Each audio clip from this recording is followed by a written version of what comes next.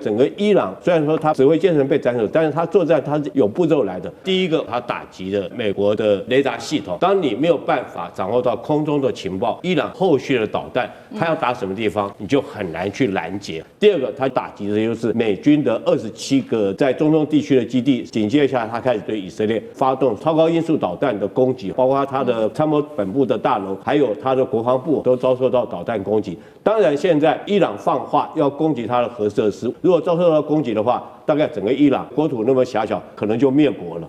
好，观众朋友，赶快来关心！现在中东战云密布，赶快来关心到的是，在伊朗的反击之下，命中了以色列的国防部之外，还有它的高超音速导弹吗？突破了萨德系统，这是来自于媒体的最新报道。另外，今天也会关心到的，包括它的卡达尔380导弹重击美国的驱逐舰。今天就这些议题，我们一起的来做关心。中东的这一场战事，现在打的其实已经不只是一场军事冲突了，是一个导弹战、资讯战跟长期的消耗战。最新统计，我们带观众朋友稍微来看到，现在伊朗的死亡人数已经破了1000人，达到了1045人。以色列则是在经济部分损失非常的大。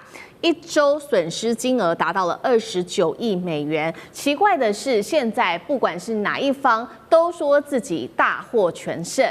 来看到各方都说自己有各种的战机。先来看到伊朗怎么说自己的战机。他说呢，成功打击到的目标包括他用他的高超音速导弹跟他的哈迪德110高速的无人机突破了美军的萨德系统，也打到了以色列的国防部大楼跟国际机场。他还说他用卡德尔380导弹击中了印度洋的美军驱逐舰，包括这当中驱逐舰和它的油轮甲板因此都起火了。卫星影像还显示，美军的关键系统卡达铺路爪的预警雷达受到损伤吗？再来就是巴林舰队，巴林美军的第5舰队了，在总部的附近2套卫星通信终端设备被摧毁，还说摧毁了第2套的萨德系统，雷达也把它击中了。再来看到美国国防部又怎么说自己的战果？美军他说他用雷达鱼雷来击沉了伊朗的这个战舰，创了2次世界大战之后首次的纪录。美国也称自己击沉了20艘来自于伊朗的船舰，并且摧毁了伊朗的海军。我们来看到，包括了国防部长也说，美国1周内将会取得完整的制空权。他还说，现在伊朗的战力正在快速的下降当中，攻击能力下降，包括它的飞弹发射量下降了86%，无人机攻击更是下降了73%。在这场战役当中，我们今天也会特别来关心到伊朗首次亮相的在战场上面的新武器2款，特别来看到。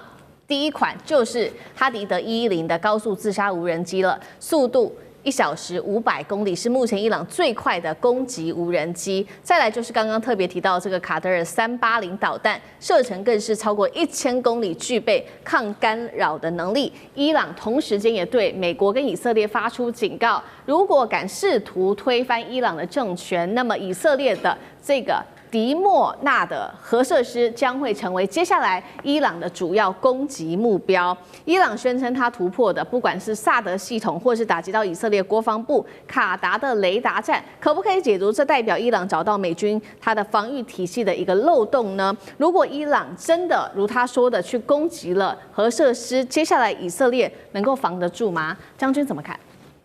首先，作战一定是讲究只管通勤指挥管制通讯情报。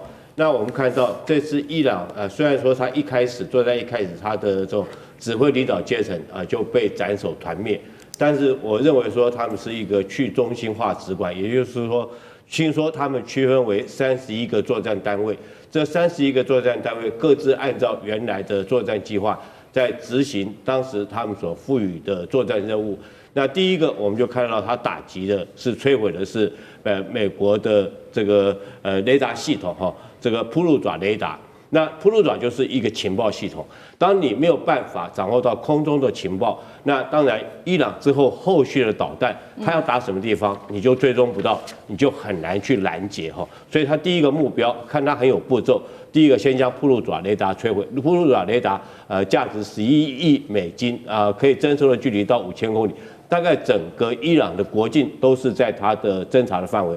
第二个，他就打掉他的巴林的这个美军第5舰队指挥所哈，就是刚刚讲的是情报。第二个是打掉他的指挥体系。当你的指挥体系被打掉以后，你的指挥系统就混乱了嘛。紧接着下来，我们看到他打击的就是他的这个所谓的萨德系统。什么叫做萨德系统？它对美军防御有多重要？萨德系统哈，这个全名称应该是叫做战区防空系统哈。这个防空作战有很多种层级的，譬如说我们最基层的叫做野战防空。什么叫野战防空呢？像刺针飞弹，它跟着部队走的，部队走到哪里，它跟着到哪里啊？它射程只有5公里，就到最后的时候，如果真的有直升机或者导弹，它做最后的防御手段哈。那是这个野战再大一点的叫做区域防空系统。区域防空大概就是200公里，就是这整个地区我都可以防空。这大概射程大概是200公里。那具体来讲，大概就是爱国者系列的导弹哈，譬如说爱国者3。那在更大的叫什么呢？叫做萨德，它是战区的范围包括我们假设当中东定为一个战区的话，它整个中东就是它的一个战区。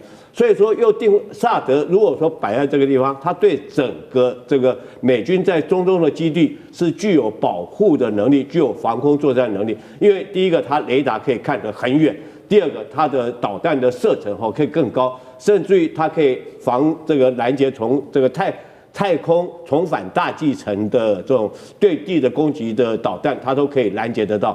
所以它的防御能力是很强的。那第3个，我们看到伊朗第3个就是摧毁你这个设施嘛。当你这个摧毁设施之后，你就没有防御设施，你的这个防空设施被摧毁掉之后，紧接着我们看到伊朗所打击的就是美军的27个这种在中东地区的基地，甚至于包括在海湾产油国家的重要的政经设施哈，这个经济设施造成整个波湾国家的混乱。所以我认为整个伊朗它的作战哈，虽然说它被这个斩首之后，指挥奸臣被斩首之后，但是它作战它是一步一步有步骤来的。那当然这些都摧毁之后，将你美军的这种防空导弹全部拘束在中东地区，让你没办法调用到以色列。紧接下来，他开始对以色列发动所谓的高射速以及高射程的这种超高音速导弹的攻击。我们看到以色列来讲，包括它的参谋本部的大楼，还有它的国防部都遭受到导弹攻击。当然，现在这个伊朗放话要攻击它的核设施，我觉得这个非常可能性非常大。但是我们可以区分2个层次来讨论。第一个是要不要打我觉得他当然是要打。第二个是打得到打不到，打得到打不到，那是第2个问题了。但是他把这个当作他的一个目标是必然的。我们看俄乌战争的时候，这乌克兰到最后，他虽然说没有核子武器但是他也去发动库斯克尔之役，目的就是要打到库斯克核电站嘛，那威胁到你俄罗斯境内的核设施，把它当作一个核弹来使用。那俄罗斯刚开始也是抢占扎波罗热核电厂。所以说，核子武器是一个战略型的一个这个重要的一个武器的资源，重要的作战资源。所以我认为，这个伊朗要去攻击以色列的核设施，可能性是非常高的。但是关键就是说，他有没有能力打得到，那是第2个层次问题。我相信伊朗会尽全力来保护他的核设施不遭受到攻击。如果遭受到攻击的话，大概整个伊朗整个国土那么狭小，可能就灭国了。好，我们可以看到，现在伊朗打的是非常有节奏性的一个攻击来打击美国之外，也打击以色列。那同样的问题，我们也请教委员又怎么看？现在其实各说各话，大家都说自己的战果非常的多，非常的好。那委员怎么看现在目前的战况？怎么可能有人在打仗中间说我的战果很差？一定说我的很好，对方很差。这是正常的一个宣传。但是我们还是要客观的来看待问题哈。首先说要攻打以色列的核设施，这不现实的。我跟各位举个例子台湾的核一厂在什么导弹都打不破，我们的核一厂那么早盖的都打不破。如果你没有核子武器，你怎么有办法打破这个核设施？不可能啦，绝不可能啊！那因为核设施的设计很特殊真的很特殊然后有人讲说那不是福岛都爆了吗？福岛其实不是核锅炉爆了，是它的那污水系统出了问题这2只是我们要分开来看。所以如果伊朗没有核弹都要攻打这以色列核设施不现实。同样的，如果以色列真的有核弹的话，伊朗有1座核电厂，2座正在盖的核电厂就结束了。哦，所以是伊朗这个生意可能不太划算。以色列只有1座啊，它有3座啊，都在德黑兰附近，这可能会很惨哦。所以有时候在做这种战略设计的时候，有时候人要算一下哦。比如说有人说啊，那个伊朗可以打沙特啦、卡达啦的油田呐，哈等等，这不失为一招。但问题，他的自己的油田在对面啊，所以这个到底划不划算哦？这个要理性计算哈。有人讲说，我不管了，我一定要跟你同归于尽。同归于尽，你的孩子吃什么饭，对不对啊？这是一个现代，而且革命卫队都非常有钱，有钱的人怕死啊，对哈。以前革命卫队会胜战，现在革命卫队不会胜战，因为家里很有钱，都住在德黑兰的北部的豪宅区，所以情况有点改变哈。那这一次的打这个萨德系统啊等等，这是正确的做法。为什么？因为它不会动啊，不会动比较好打。像我们台湾的那个铺路爪就在乐山23，在第一个时间就没有了。为什么？因为它不会跑。你爱国车一弹，还有那个飞弹车拉来拉去哦，那没有办法，还可以跑，可以煽动人呢。这种固定萨德也是固定的，这种固定的雷达战真的很好打，很好打哦。那个 ANSGSC 我跟各位说明，美军只要前面2个 AN 就是 Army and Navy， 就是陆军跟海军用的，所以一定会写个 AN 2个字。再来 GSC 好。G 呢，就是所谓的一般哈，就是所谓的 ground， 就是 ground 地面的意思，一般地面使用的。然后 S 叫 special purpose communication， 就是通信用的编号。那这款编号也是固定的，也很容易打，就是在屋顶上固定很容易打哈。那这个萨德系统的体积很庞大哈。那萨德系统 AN 也是 Navy， 也是 Army and Navy。那 T 是什么 ？T 是那个 transportable。哦，就是可以这个运送的，也就是为什么韩国的萨德系统听说要搬到中东来，哦 ，transportable， 它不像铺路爪是完全固定的。然后 P 叫 pulse， 就是脉冲 ，Y 就是雷达的意思，啊，脉冲雷达哈。那这个被击中，这很正常，我觉得很正常啊，因为听说东方某大国有卫星照片给他们，所以很容易打，所以这没有意外。但他打船就有一点的困难哈，比如说。现在用卡德尔380哈去打这个美军，卡德尔380就是中国大陆的鹰击83，你把那个83倒过来就380，和鹰击83打的哈。那这款导弹其实是不错啊，而且它卡德尔380是加强版的啊，加强版的，所以击中了美军的驱逐舰。问题是击中美军的驱逐舰有没有沉没？似乎是没有，不容易，不容易嘛哈，不容易哈，对，然后。因为你要让那个什么战舰沉没，除非你用那个什么用潜水艇来打，所以美国用潜水艇就很容易把伊朗的战舰给击沉，它道理也就在这里哈。那所以说有20艘船舰，美国你这么大打20艘，那个伊朗那个比较落伍的船舰没什么了不得啊。你说哎呦我这成绩很好，不以你的实力这样实在也不怎么样啦。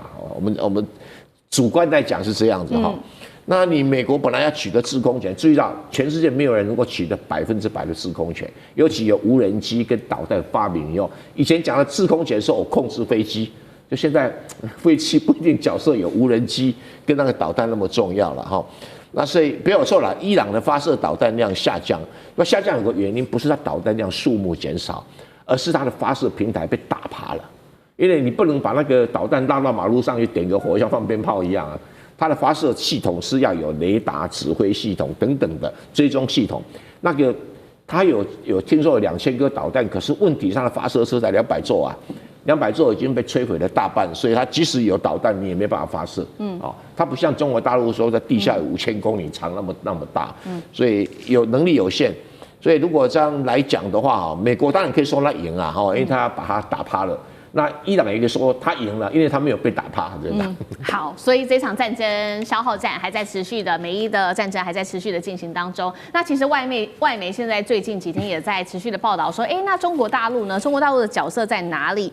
会不会在这场战争当中扮演比较重要的一个角色？那其实最新消息大陆的外长王毅已经出来说了，他说这个战争不符合任何一方的利益那么接下来会透过外交来化解争端，也会中国大陆的部分派中东的问题特使到地区去斡旋。好，除了在外交上，现在王毅已经表态之外，五角大厦在去年也特别提出了警告，说中国企业长期向伊朗提供包括了有导弹的零组件、无人机技术跟电子设备，甚至还有消息说呢，这个王毅啊，在1号的时候跟俄罗斯的外长通过电话了，在当中特别提到，中国会确保伊朗的无人机供应链可以不中断。换句话说，这是为什么今天伊朗可以持续的做强烈的反击的原因吗？好，另外一个重要的数据就是现在看到了，在伊朗它的这个武器方面，好像还有源源不绝的武器吗？现在推估有8万到10万架的这个沙赫德无人机，每月产量还可以到最多500架。美国则是出现警讯，白宫目前正在追加的是500亿美元，要补充它的弹药库，并且紧急要求军火商赶快持续加速生产。中国大陆为什么在这个时候外媒说，没有出手帮忙，原因到底是什么？那伊朗现在可以不断的反击，跟中国大陆的资源有关系吗？赖老师又怎么看？是这样的哈，因为中国大陆的到目前为止的政策是不介入区域间的军事冲突，啊，这是到目前为止的政策。以后会不会改不一定，但是他在过去的历史中只有一次介入周边国家的军事冲突，那就是朝鲜战争。可是朝鲜战争又跟后来的战争不太一样，是因为当时的麦克阿瑟是朝鲜战争的主帅啊，他是主张要越过江打进中国的东北，而且要推翻这个中国共产党的政权啊。所以才会有这个所谓的让蒋介石出场，对，因为打得不顺嘛，打得不顺以后，他那个时候也有要蒋介石用国民党的军队，其实我们那个时候也损失蛮惨重的。为什么？因为他当时要蒋介石在这个滇缅地区打一个口，所以我们才会有滇缅军的反攻作战。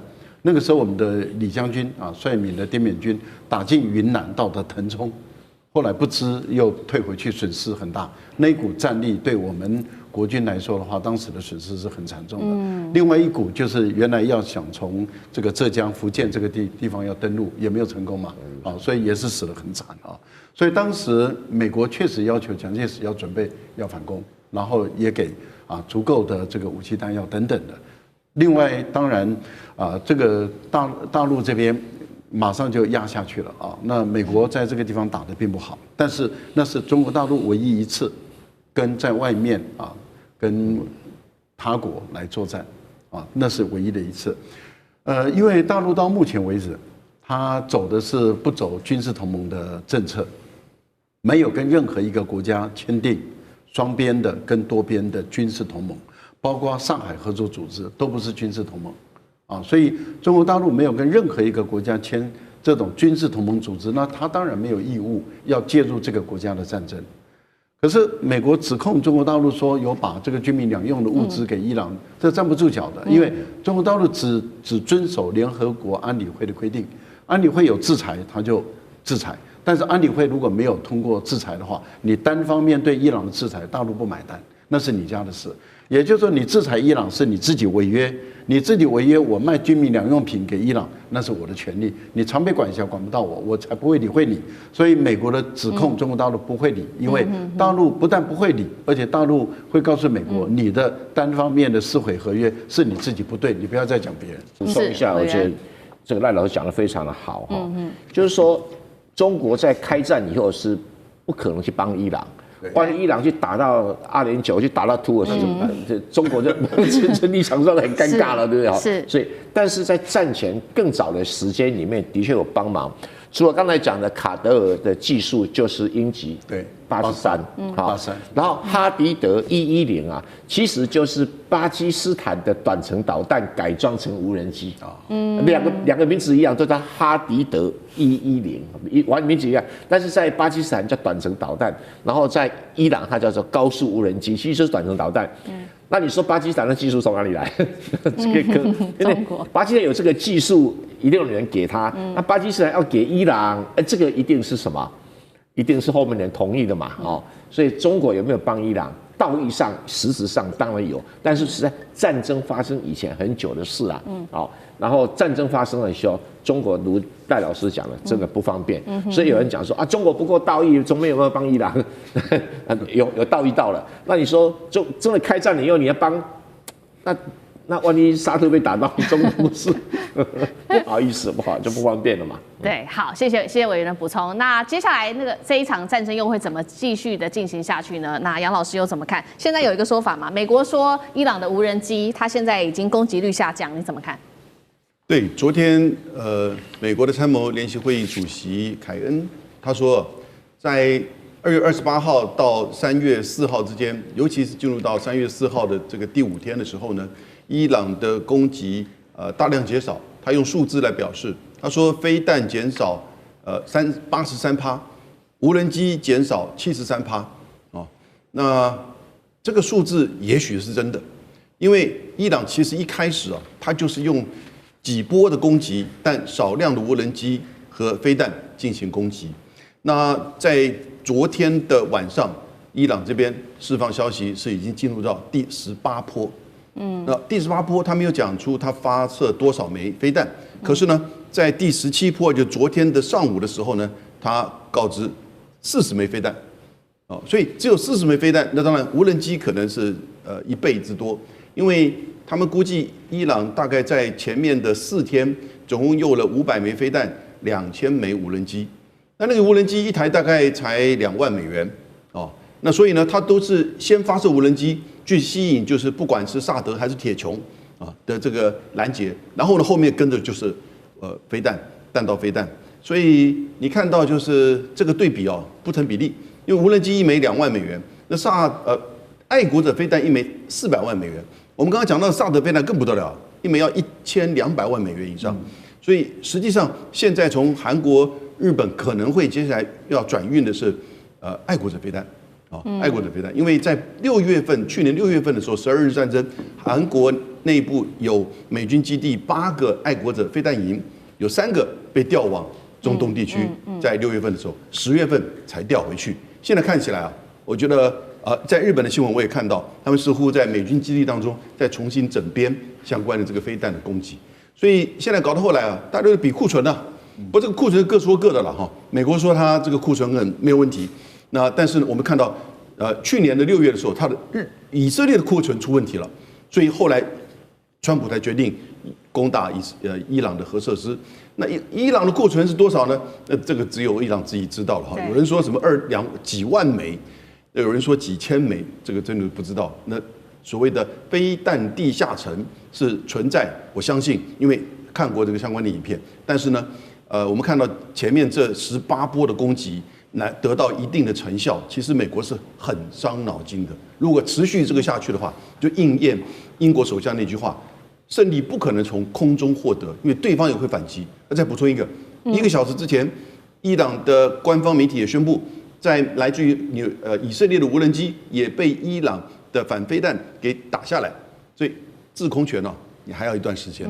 好，观众朋友，今天中东情势我们要赶快来看到的是美军的乌代德基地最新消息被炸了那么以色列防空神话真的破功了吗？今天会来做关注。另外，现在伊朗的最新战术被指出使用的就是叫做千刀万剐的一个战术，慢慢的放血，美国霸权撑得住吗？今天节目我们特别来做关注3个火线话题，今天我们请来宾会帮我们来特别做关注的。首先第一个，美军现在中东最核心的乌代德空军基地也被击中了，以色列的防空神话破功了吗？再来要关心到是伊朗这一回打的叫做千刀万剐的一个消耗战，美国会不会被放血到虚脱？最后今天也会来关心了，现在呢，川普这边的弹药虽然他嘴上喊说是无限的，但是盟友不管是日本、韩国等等国家都已经开始做焦虑了，亚洲会不会因为川普去帮了中东而被暂时放空呢？今天就这些议题，我们会一起的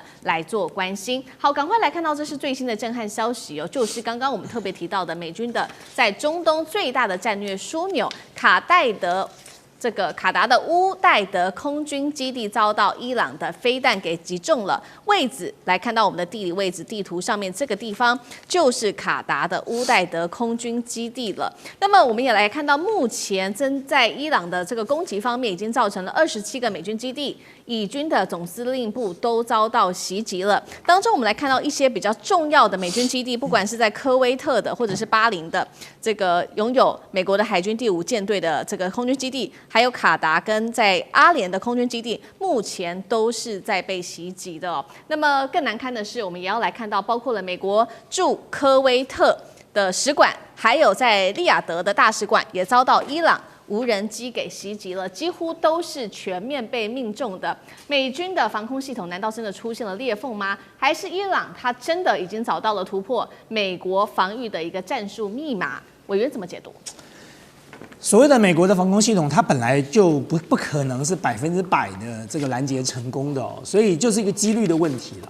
哪怕它能够拦截到85%就已经很了不起了，就算能够拦截到90%，这代表还有10%可能会击中哦。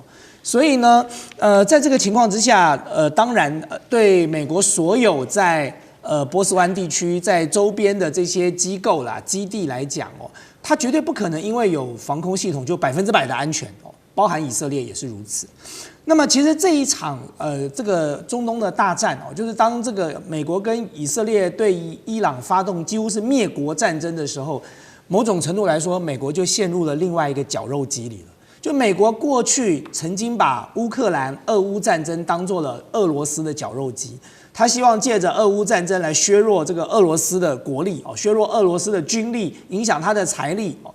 但是这一次，美国莫名其妙的这个被以色列牵入了这一场这个伊朗的灭国之战的时候，美国自己就陷入这场战争了。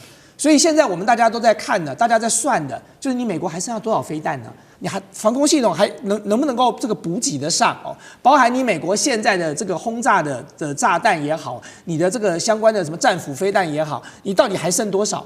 就美国如果真的像这个川普讲的，他取之不尽用之不竭，那他欠我们台湾的飞弹早就该给我们了，怎么到现在也没给我们呢？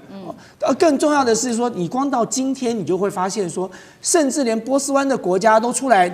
这个对美国有维持了，他说我的防空系统的飞弹已经快用完了，你怎么都不补给呢？你该补上来的，你为什么都不补上来？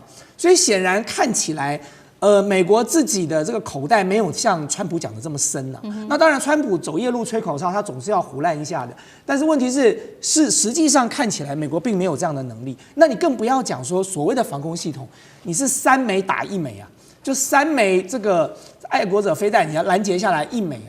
那3枚爱国者飞弹是多少钱呢？然后你看到这个伊朗这一次采用的这个战略，你说千刀万剐也好，你说慢火细蹲也好，他第一时间所出手的大部分都是无人机耶，他不见得是这么快就把它导弹全部打完了。你看到很多地方都是以无人机来担纲的，对伊朗来讲，它的无人机可能比它的导弹飞弹更多哦。那么用相对来说比较廉价的这个攻击的武器哦，去消耗掉。美国跟他这个美国的基地使馆，还有这些周边的这个美国的这些盟友们，他们的防空系统的飞弹，这对伊朗来说是一个聪明之举啊。那另外一点，当然外界也有解释说，伊朗没有打算一开始下死手啊，他只是想让美国知道说，这样的战争打下去对彼此都不利哦。他希望美国能够停止下来，也就是说，你如果看到现在伊朗所使用的相关的武器还没有用到。我们现在不断的在点名的那些相对来说比较高端的、比较精密的、比较这个准确的武器，那也就是说，如果伊朗采取这样的步骤属实的话，那当然在这段过程当中，他用相对低阶的武器去消耗了美国高阶的防空飞弹，然后等时间到了、时机到了，他再拿他的高阶的武器来清理战场哦。那么那个时候，美国可能就是吃不了兜着走的。所以其实美国在这一场战争里头，莫名其妙的把自己陷入了一个绞肉机里头了。接下来你就要看美国的军力、美国的财力，然后如果连美国还要打地面战的话，那就是美国的人力，通通都要一起消耗在这场战场里。对，所以看起来这场战争接下来会进行的就是一场比较长期的消耗战。其实这也是伊朗他自己的策略。伊朗这次祭出的策略，就刚刚我们提到，就叫做千刀万剐的一个消耗战。其实这个消耗战是美国他在中东经营30多年来第一次碰到这种比较高密度接下来的一个长时间的消耗战。这个伊朗使用的方式就是一开始，刚刚委员也帮我们特别提到，一开始他就先祭出这些成本比较低的，不管是无人机啊、火炮或者是这个飞弹，先做发射，消耗对手的一些拦截的库存之后，再发射一些比较高价的武器，或者是甚至现在传出是不是使用高超音速武器等等。那经济学人是这样形容的，他说这个叫做用法拉利去拦电动自行车。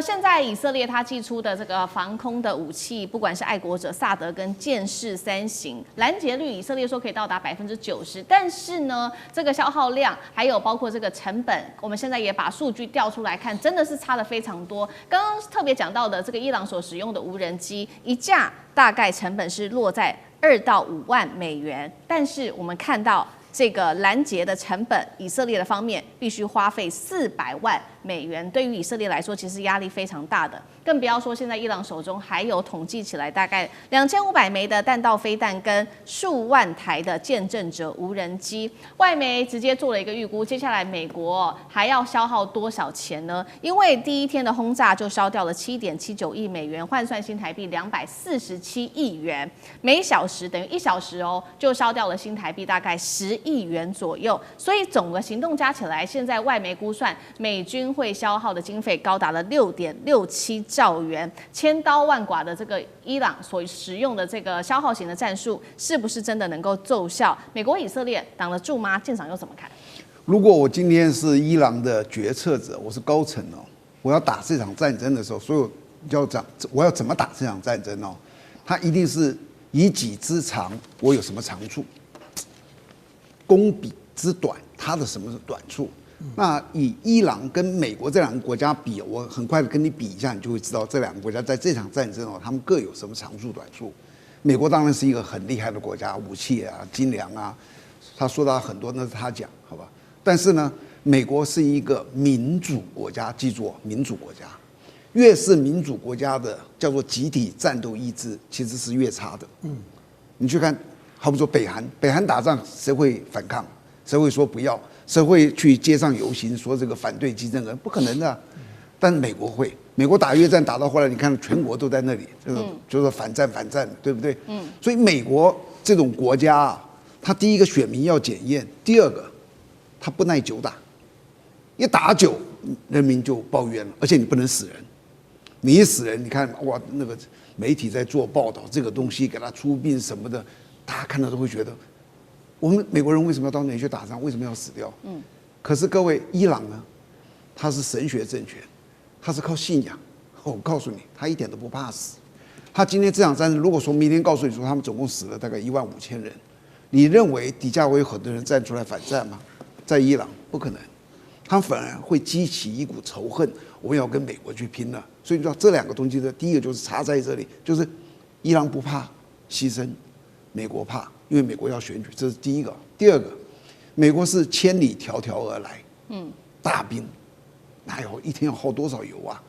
伊朗呢，就在我家自家的院子，所以呢，只要拖，美国就一定败，因为你要支撑多少。那我呢，我就在原地啊，我就在那里等着，慢慢的跟你耗。所以你知道，伊朗一定是采取了一个，就是我跟你耗下去。然后第三个，你知道。这个弹药你可以很明确的知道美国是绝对不够的，为什么？因为美国刚经历俄乌，它提供了多少弹药？那以巴的冲突，那它提供的是更多的弹药。这些弹药不是说，现在我缺很多弹药，那这样子好了，你是弹药生产商、飞弹生产商，你加开一个这个生产线好不好？他怎么加开生产线？我今天加开一个生产线，你这边要投资多少钱？投资完毕之后，这场战争打完了，那我加开生产线，弹药卖给谁？他们想得很远。所以不是说你说，我要紧急加班加生产线就能加生产，它的量就是这么的大。那美国已经经历太多的这个消耗了。然后大家也应该知道，为什么最近我们的军售一直延宕？你知道吗？因为就美国的立场而言，他永远以他自己的国家利益为第一优先。对，你台湾排在后面。如果日本打起来，日本又排在你台湾前面，因为他那里有好多的美军韩国打起来也在你前面，菲律宾打起来也在我们台湾前面，因为菲律宾也有8个9个的美军基地，台湾有没有美军基地？没有，所以你的排序是很后面的。当我们的生产是足够的时候，而且都不知道该卖到哪的时候，那时候我们就会送到台湾去了。所以你去催他也没有用，对他而言，我先看看我自己的国家利益，你知道，这是一个，就是有时候你去抱怨美国，你知道，你不要抱怨他。因为他的国家利益有一个排序，台湾不在这个排序的前面。对，就是因为美国现在针对这个中东的战事，他心里面有一个排序盘算，所以我们看到现在日韩也都很紧张。就如舰长刚刚帮我们看到的，日韩都在抱怨说，那你美国现在都把你的不管是飞弹或者是你的舰队都转到中东去了，那接下来我们怎么办？这是来自于日韩的最新说法。日本的国会南韩都已经开始焦虑了。那川普是这样说的，他说大家不要担心哦，我们美国呢这个弹药几乎是无限的，可以永远的打下去，立刻说完就遭到美国国会的打脸，美国智库直接的打脸，美国智库直接的做警告。他怎么说呢？他说美国我们这边在拦截的弹药方面消耗的速度是远高于补充的速度的，而且呢海基的战斧巡弋飞弹已经被大量的使用，产能的补充还要好几年的时间呐。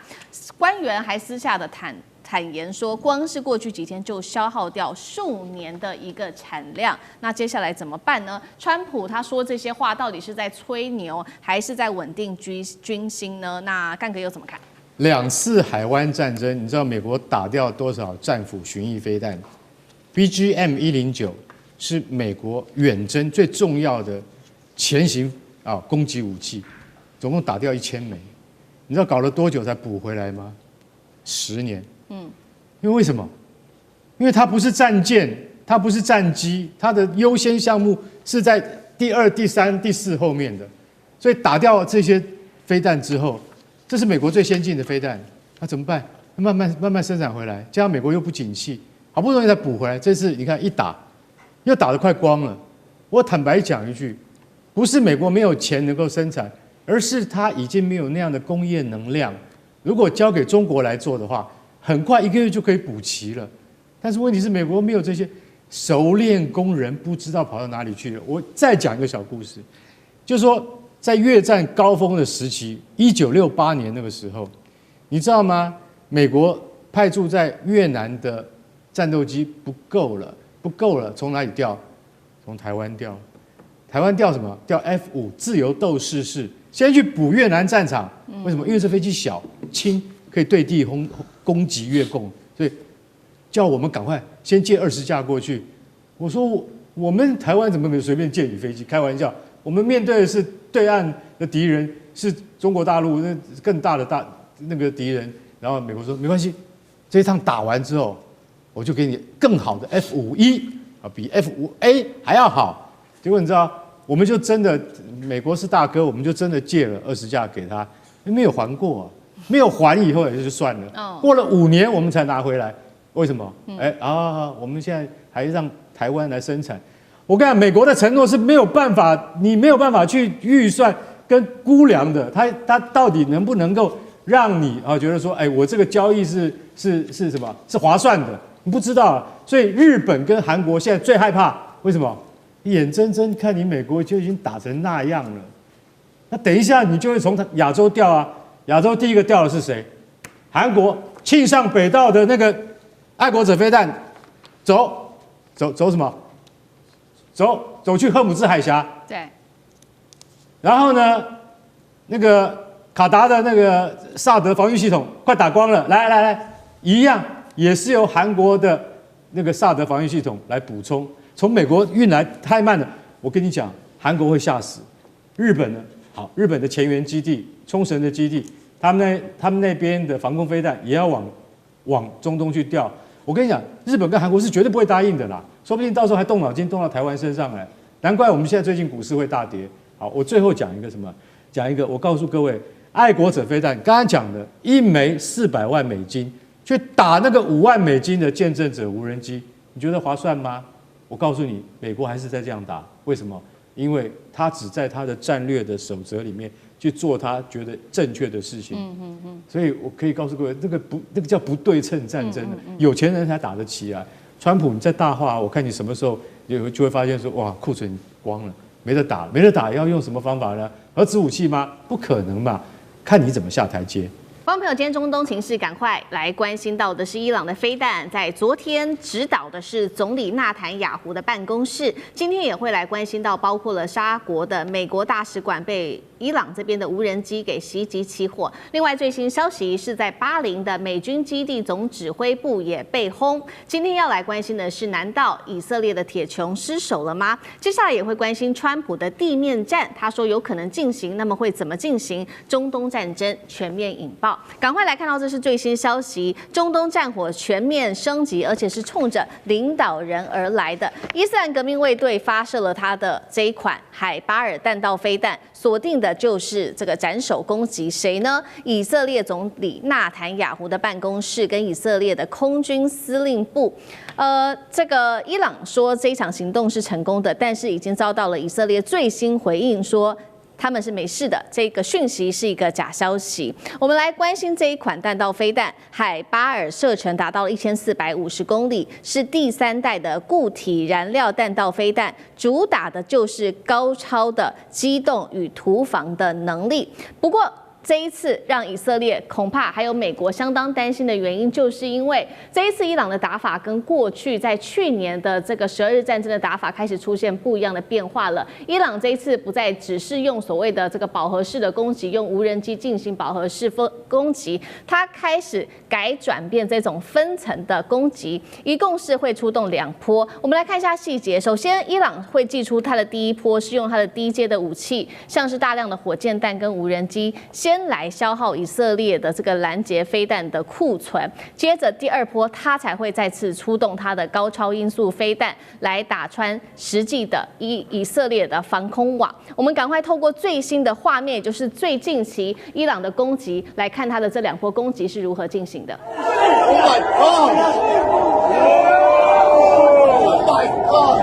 好，这个是我们看到伊朗在这几天发动的最新攻击。首先就是我们刚刚提到的第一波，它会透过这种低阶武器、大量的飞弹来进行攻击。紧接着第2波，我们才会看到一个比较快速，刚刚有画面上看到一个高超音速的飞弹，再进行第2波的攻击，成为现在伊朗的最新的打法。实际行动我们也来看到，这是伊朗发动的代号，这个叫做真实承诺4的军事行动。当时所出动的就是法塔赫高超音速飞弹，末端速度15马赫，具有机动变轨的能力，并且搭配重型的弹头跟急速杀伤模式，专门可以压制住不管是指挥系统、防空节点跟军事基地，有效的突破来自于以色列，不管是它的剑3、大卫弹弓或者是铁穹等等的反制系统。那么战火不只是在以色列而已，沙国证实了美国大使馆遭到2架无人机袭击起火之外，我们刚刚也特别提到的最新消息，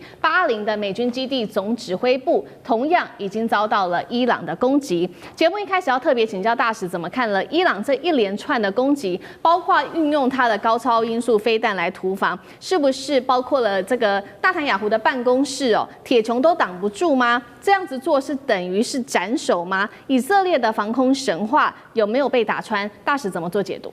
我想伊朗这一波的这个飞弹跟这个无人机攻击啊，它有2个目的，一个是当然是报复性的啊，第2个就是威慑跟吓阻性的。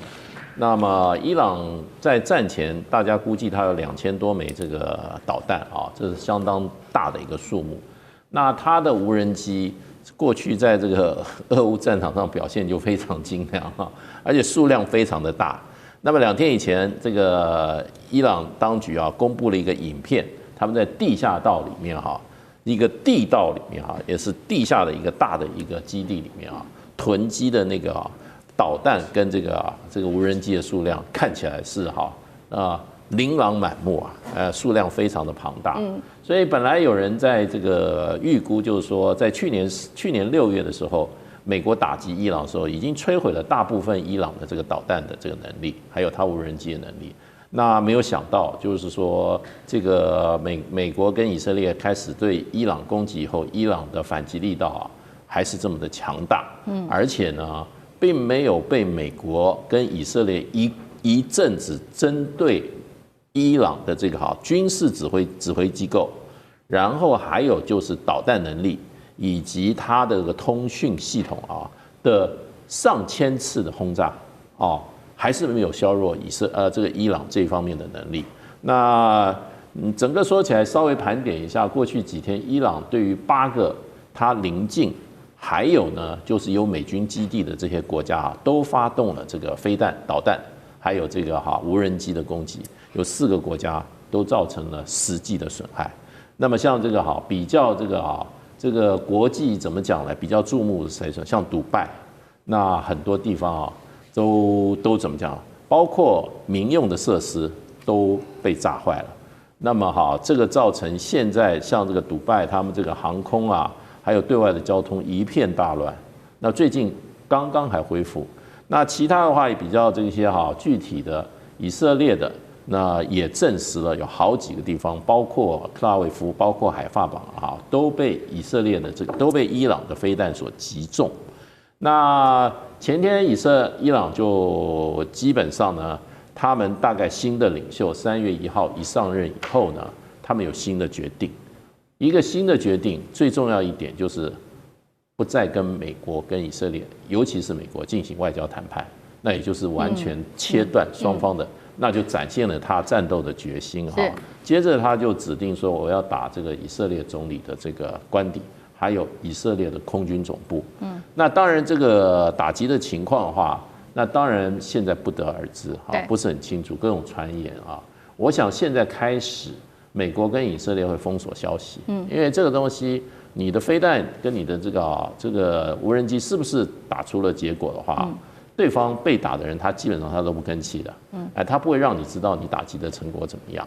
所以呢，可是呢，就过去还有最近这几天那么伊朗的导弹，尤其是这个叫法赫德2，这个在过去时候，那么就证明了它的精准度是很高的，射程很远的。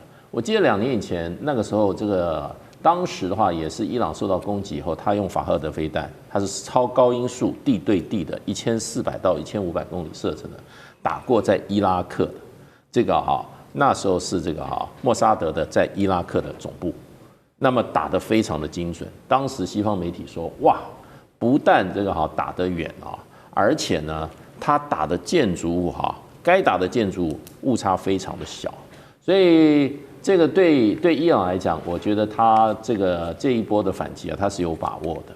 那当然他有他的战术，他的战术一定是无人机、一般的导弹跟超高音速导弹这种交互使用，因为你无人机来的话，要看你地面的你这种防空设施你要不要打。因为在网络上有一个看到了美国的这个爱国者3号连发11发，11发人家算一下3000万美金就没了。那他这打什么呢？对，你是打法赫德2呢，还是打一般的导弹？还是打无人机？所以呢，这个我觉得他基本上他是要消耗美国的还有这以色列的军火的这种防空武器的军火库存。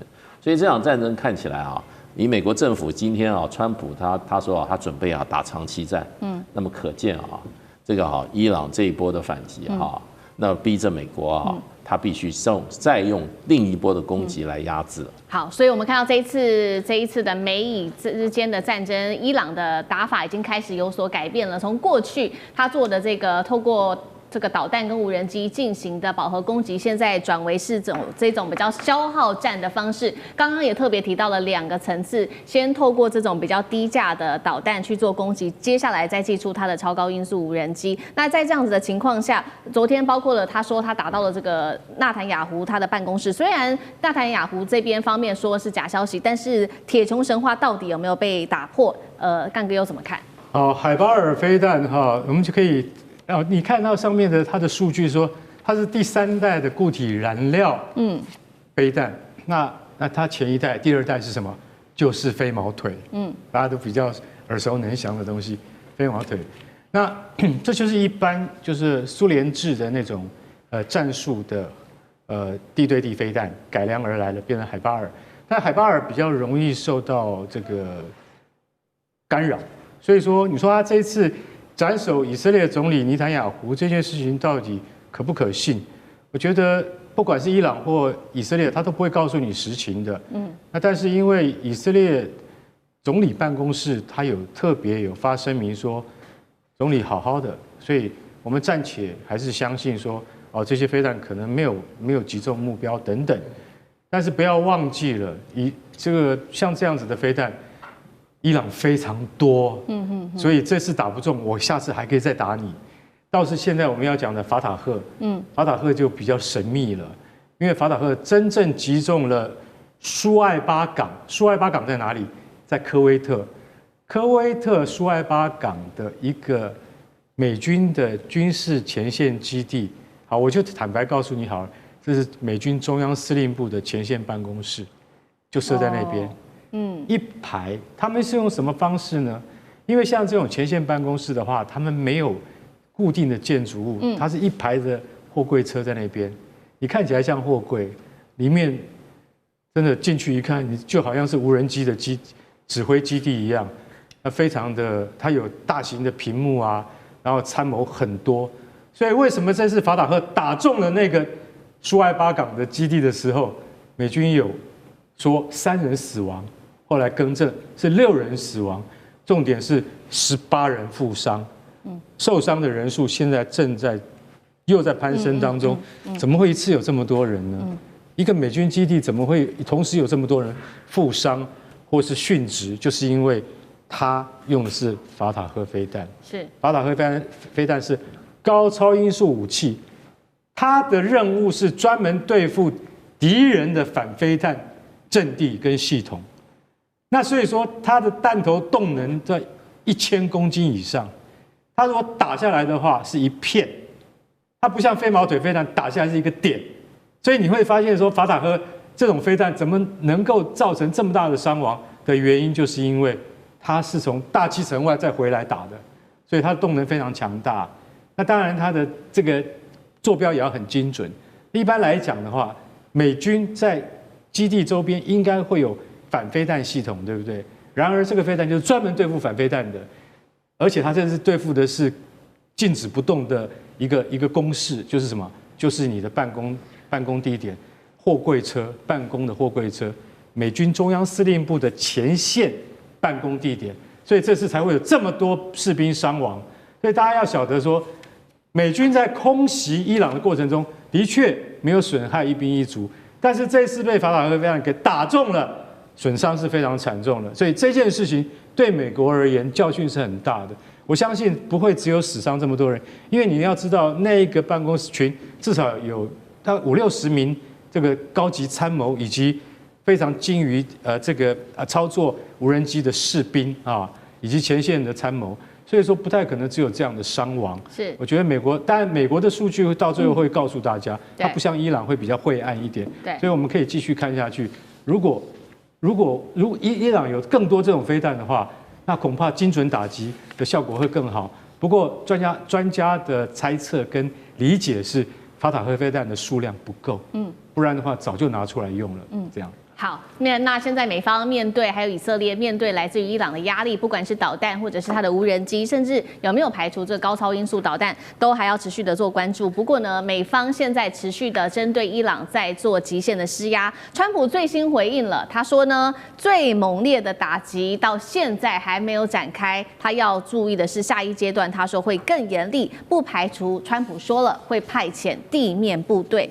一位美国的高级官员也说了，接下来的24个小时之内，美军会大幅加强攻势。国务院最新已经要求14个中东国家的美国公民都尽快的撤离。那么，伊朗先前曾经宣称在科威特上空击落3架 F-15的美军战机，那美方已经站出来澄清了，他说这只是友军的误击。不管怎么样，现在可以看出来，美伊战争他们的这个战争的风险持续的升高当中。川普说的不排除地面战，有没有可能真的进行？如果真的发生的话，中东会不会迎来全面战争？上次哥又怎么看？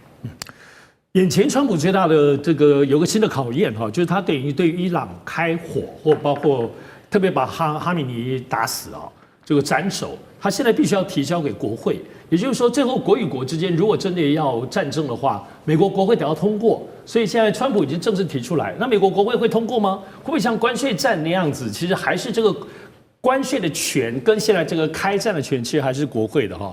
总统可以决定没有错，但是国会得要同意，这是眼前的一个很大的一个关键。但是都知道，川普其实向来都是会先丢出一些英文叫 future vision， 然后下一个阶段的一个东西，或者是说夸口的东西。我们知道，其实在川普在打的时候，刚把哈米尼弄死的时候呢，斩首行动完之后，他立刻说：“哎，这个伊朗这个地方，他有3个可以接班人，然后他再看哪一个可以跟他来谈。”所以他就立刻说3道4，可是事实上最后证明根本没有人要跟他谈，而且他一开始以为可以就碾压式的透过威慑你，还把你哈米尼把你斩首之后，你们大概就乱成一团，你们大概就得要投降了。可没有想到，不到24小时，接班的这个3个主要的团队，马上立刻就可以把这个回击。这令人赞叹，现在全世界都是这样，也不是乱打，而且还包括周边的胡塞组织啊，包括的真主党。其实现在特别是在整个以色列的各大城市的上空，不只是只有伊朗的这些火箭弹，跟包括他们的导弹，其实还有其他的这个搭配的一起穆斯林兄弟在攻击。但我们刚刚讲，除了他第一个部分他夸口说要跟我谈，第二个这个最新夸口就是有关于地面部队这件事情。当然，现在最新还有第3个夸口是什么？他说武器，因为如果你要打地面部队，你要先算算你有多少武器吧。除了飞弹之外，然后川普最新的说法是武器是无限多，他现在是这样夸口说，特别是中高型的部分武器绝对没有问题哈。所以这些夸口本身都看得到，川普其实是商人，所以他很多东西的放话的东西，这就像是他会投射下一个他具体的目标，所以他描述这个东西，但是是虚实，其实不见得。他都是先画给，然后之后再来调整。要知道，如果真的打到地面战，很恐怖啊！这不要说是国会同不同意，乃至于他自己本身就要真正进入实质的衡量。对，要知道3个角度：第一，美国永远都在打代理人战争。整件这件事情其实是以色列的问题，他只是聊得太前面了，所以你说他会真正的投入到地面战争吗？要知道，大家一定要了解一下伊朗的地形哦。伊朗其实是在中亚中间，才隔着所谓波斯湾的部分，我们所谓中东地区。大范围的中东地区当然包括伊朗，可是你就地理位置来说，其实伊朗其实更靠近中亚，跟旁边的这个伊拉克跟那个印度是很靠近的了哈，是更靠近我们这里，所以他现在打这个以色列是要跨过去打。他最近攻击那么多，其实穆斯林其他包括沙特等等这些国家，就是因为他的同一个方向，他并不是往右打、往前后打。很多人其实没有搞清楚伊朗的地理位置，也就是说，地面战争这件事情，美国要怎么样过去？他要怎么样去打地面？难道这些其他穆斯林的，包括沙特，跟他一起打伊朗吗？所以地面战这里还要牵涉到整个支援的问题。要知道，这伊朗不是笨蛋，他现在马上就把一些海港当中美国的这一些航空母舰的补给的地方也都打烂了哈。所以伊朗真的不是笨蛋哈。再加上刚刚讲，伊朗不是笨蛋，所以如果你要打地面战争的话，对方如果也是很精明，像这一次我们看到反击这么厉害的话，恐怕不容易吧。